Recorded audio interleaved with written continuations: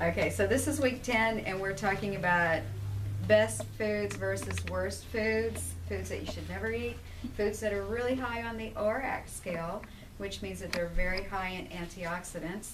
So the first thing I want you to do is take the Play-Doh and make something that you think is a food that would be high on the ORAC scale.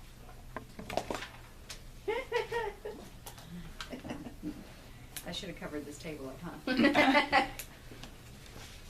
A hint, it's not here. Oh darn, I was gonna make a bag chip. I was gonna make a hot dog.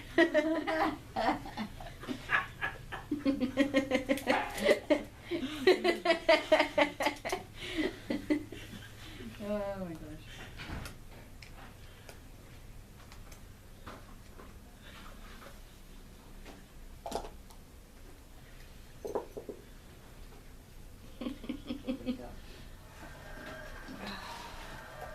I always forget to turn my phone on. All right. What's It's a that? potato. A blue potato. Laura? That must be higher on the ORAC scale. I've never seen a blue potato. I'm making. What am I making? You're making something, a food that's high on the ORAC scale. Do I even know what that is? An So the antioxidant ORAC scale. scale is the Oh, antioxidants. okay. Yeah, so we're going to be talking about the foods that are high on the But it doesn't match the color. Not necessarily, it could, but not necessarily. Got it. Not a Here. candy bar. Laura's like, I was going to make a hot dog. Dark chocolate. Dark chocolate. Oh. Out So of it's green. better Back for when you're you. ready, Mom. I made a potato. You're making fries. I'm making fries. Sweet potato fries. There you go. Sweet They're blue. potato. You could have done pink. Oh, that's You know? true. Not quite the same color, but. What do you eat? It's about. What's that? What's what? What did she make? It's a potato. No, the other. Oh, My what mom's did she making make? peas. Oh, I thought No, maybe it it's had not. something to do with Oh, the deer. never mind. She's making nuts. Goji berries. Blueberries. Blueberries and grapes. Wait, I should make blueberries. She just said Blueberries, grapes. there you That's go. what I was gonna. Yeah. I should have said in whatever color you choose, that's It the has color to be. food, right? I should have said that. That's the color food that you have to make it into. So Do this very many green things have antioxidants? It's mostly the color. isn't that interesting? Yeah. You got lettuce right. and asparagus. Uh-huh. Yeah. Avocado. Yeah. Making avocado. Very Avocados interesting. have antioxidants. Mm-hmm. Oh, okay. Right. Mm-hmm. Yeah. This would have been good cranberries right here, huh? Yeah. Cranberries. Plum. Plum. Hey, there you go. Okay. All right. So let me show. Melissa made a plum. I love Lovely. it. So we'll be talking about plums today. And these are red grapes. You just can't Okay. tell. Or blueberries. Okay. Good. But I made blueberries. These are red Oh, grapes sorry. or blueberries, either one. Okay, got our red grapes and blueberries. Banana. Okay, a banana. A blue banana. There we go. This is a potato. Okay. So we have our potato, and I'm Why sure are you somewhere in wrong the world there's got to be blue potatoes. And Really I'm good. sure that Actually, in Peru, yes. I believe that. It would be high on the ORAC scale, probably, right? Mm-hmm. And so, do you have blueberries? Those blueberries? Yes. Okay, I'm gonna They put the suck it. blueberries. Okay, so we have Not the big we ones. have blueberries and enormous. No, those are Blueberries, potatoes. right. These are potatoes. Okay. Then we have our blueberries, so everybody can see that, right? Yay! Good job. Okay. So that's what we're going to talk about today is the foods that are high in antioxidants or high on the ORAC scale. And the reason why is because they've estimated that we have to have at least 5,000 on the ORAC scale units of bioavailable antioxidants a day. And this is a minimum to cope with the average rate of oxidation that our body does or takes place. 5,000 units of Orax.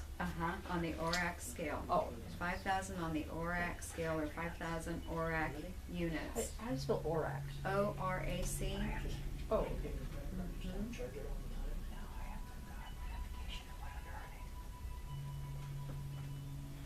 And that's a measurement of antioxidant capacity.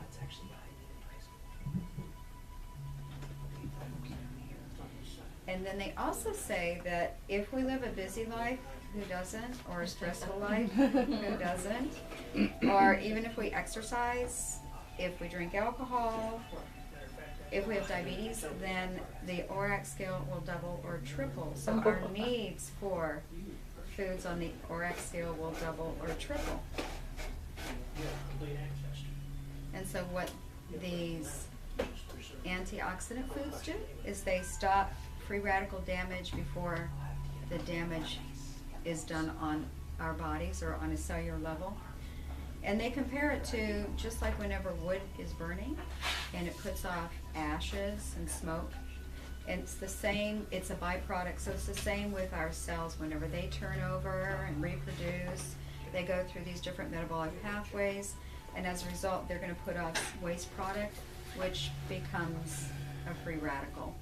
They're oxidants. So we need things like flavonoids, which we find in our bright colored fruits and vegetables, and this will offset the toxic chemicals. So they estimate that we have to have 5 servings of fruits and vegetables a day. 10 to 15 would be better. 10 to 15 servings of fruits and vegetables would be better. Isn't that interesting? Not so easy to get.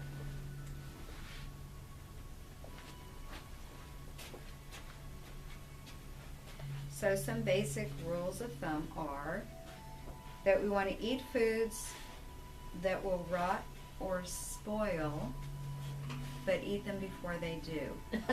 Okay?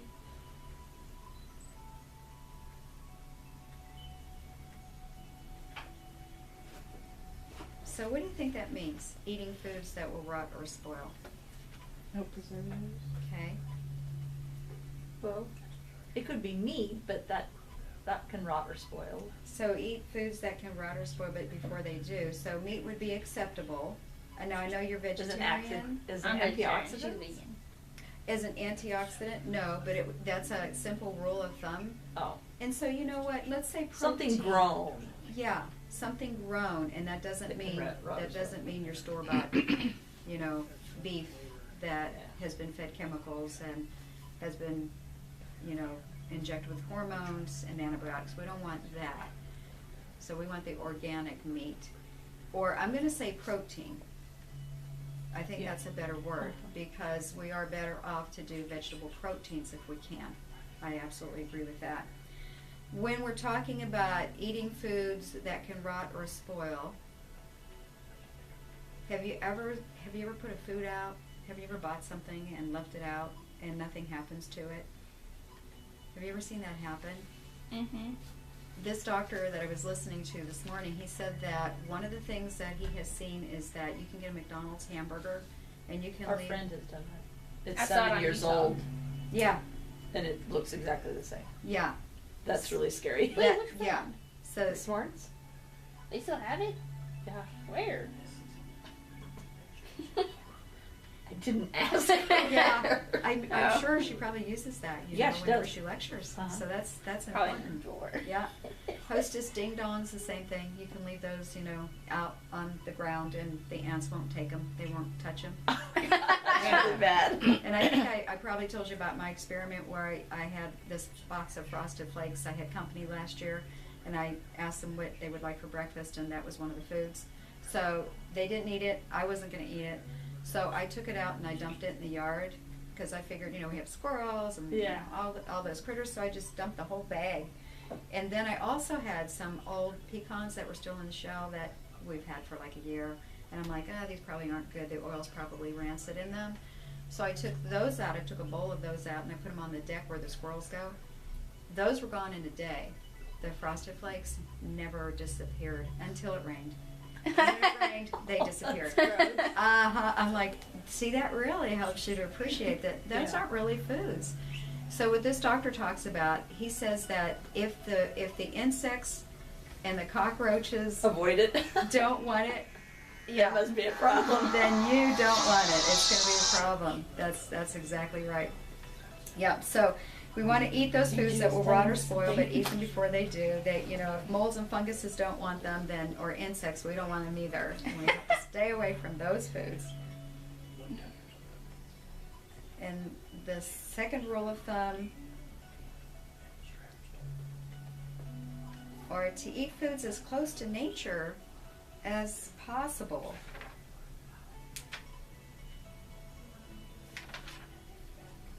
Eating foods as close to nature as possible. Like from your own garden. Yeah. So we ask ourselves this question. What kind of food did we have 100 years ago?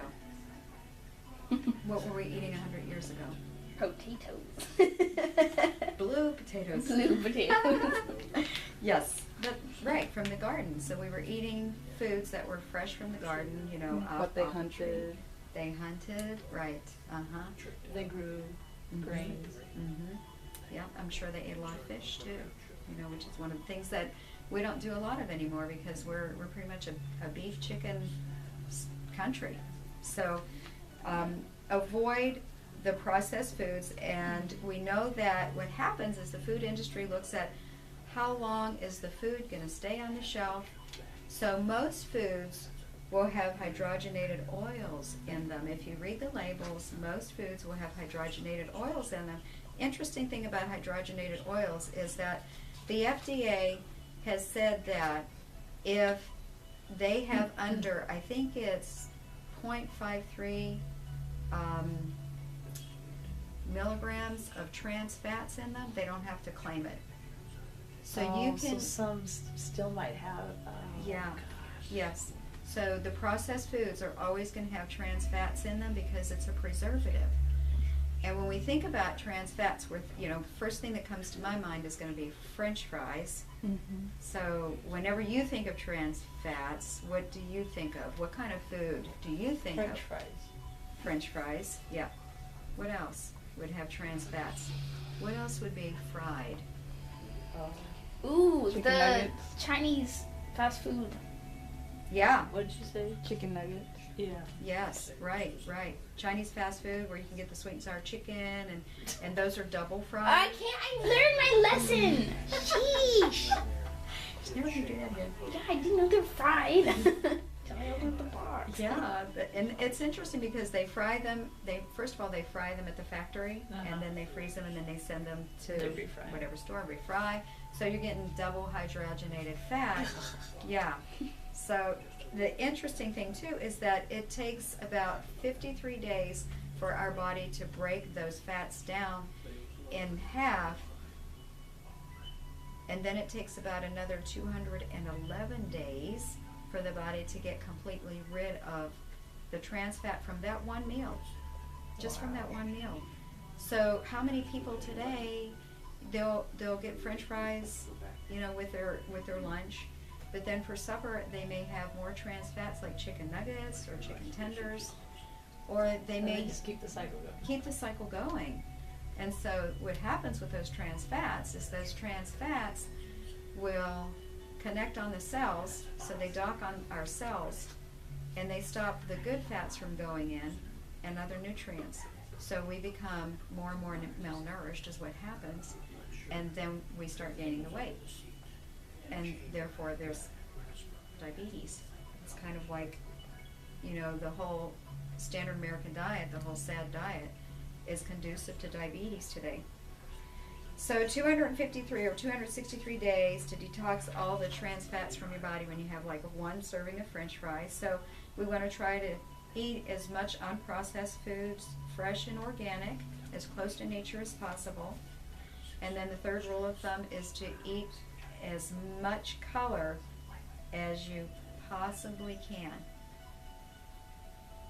So just like you said, Julie, is the different colors is going to be really, really important for us. When I plan meals now, I used to plan it around whatever protein I was, or meat, because I used to eat meat. And that would be the first thing I'd start with. Then I started doing it around more of the grains or starch. And now I do it more around what vegetables I have and try to get as much color in, like you said. That's That's Being great. an artist. Make it pretty. Being an artist, that's right. See, and that's the way it should be. And so this doctor's rule of thumb is that a fourth of what's on our plate should be raw vegetables.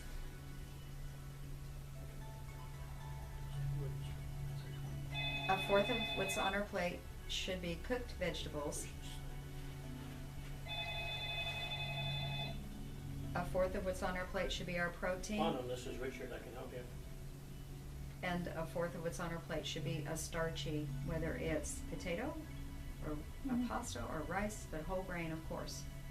We want to make sure we do whole grain. A lot of feedback?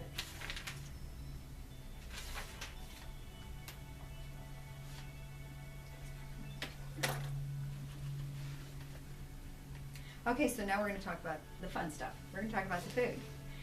So looking at, and this is the book that I used. This is the antioxidant counter. You can get it at Barnes and Nobles. This was written by a chiropractor, and he actually had a patient who was a dietitian, and she helped him to compose this little book, and also his staff. But he did it because he said that, you know, most people, they just don't know how to eat. They just, you know, in today's... And none of that information is on the box, or, I mean, most of it, That's right. they aren't in boxes is the problem. You know, Yeah. like it's usually more healthy food, so they don't have the antioxidant. That's true. Isn't counted by the FDA or Boy, whatever. wouldn't that be a good thing to do, huh? Is for them to list, you know, this is red cabbage, this is the antioxidant power of it, or ORAC scale. Boy, that's a great idea. I like that. Maybe, you know, in the Down future. there with We can there's get a nothing. petition. Okay, so that's the book that I got this information from. And what I did, I mean, he does list a lot of foods in there and their antioxidant value, the ORAC value of a lot of foods. But what I did is I took the ones that had the highest ORAC value, because I wanted everybody to kind of think about, when I go through these foods, think about how you can make a meal out of them by combining them. And again, remembering that we have to have at least 5,000 units of antioxidants on the ORAC scale. So the first one was acai berry, which was 102,700 on the ORAC scale. We have to have like 5,000, right? And they estimate that it would be 3.75 ounces or a half a cup in dry weight or liquid. So when we're looking at all the foods, it's going to be that, what do you call that? Yeah, I call Rachel cousin. Yeah, Measurement. that measurement, okay? So a fourth cup. Yeah, it's a half a cup Half a in cup. dry weight or in Dry weight. liquid, okay? And it would equal out to 3.75 ounces. My family's from So highest on the ORAC scale was the acai berry. So interestingly enough, I did get some acai berry juice, right? Is it just, Yeah. That's the question. Is it just acai berry? probably not, to make it taste good. That's right. So in this book, they eat this, not that. That's what she talks about. She says, okay, so you go to the store and it says acai berry, and then she shows some, and I saw them next door at the, you know, the little food market next door, the gas station. So what I was looking It's like at, the fad word. So The if you fad put that word. on, yeah. it makes it sound healthy, Yeah. even if it has all this other crap in it. And she said that some of these don't even have acai berry in it. It just says acai berry, you know, this much good for you, high on the ORAC scale. And then when you read the label, it doesn't have any acai berry in Are you it. serious? Yeah. So it makes it Yeah. sound like they, Are you on any medicine? So she says you have to be real careful what you're buying. Just like that Yahoo. And I you did get it. She says this has no milk in it. And she said the interesting thing, so here's what it advertises. Here's the good thing about this, okay? 99% fat and caffeine free. And it is, I think it says, and this is what it advertises, 230 calories per bottle. Now who wants that? That's a good thing. I'm like, what in the world? Yes, but no Wow. fat in here. And the first ingredient is high fructose corn syrup. So you know.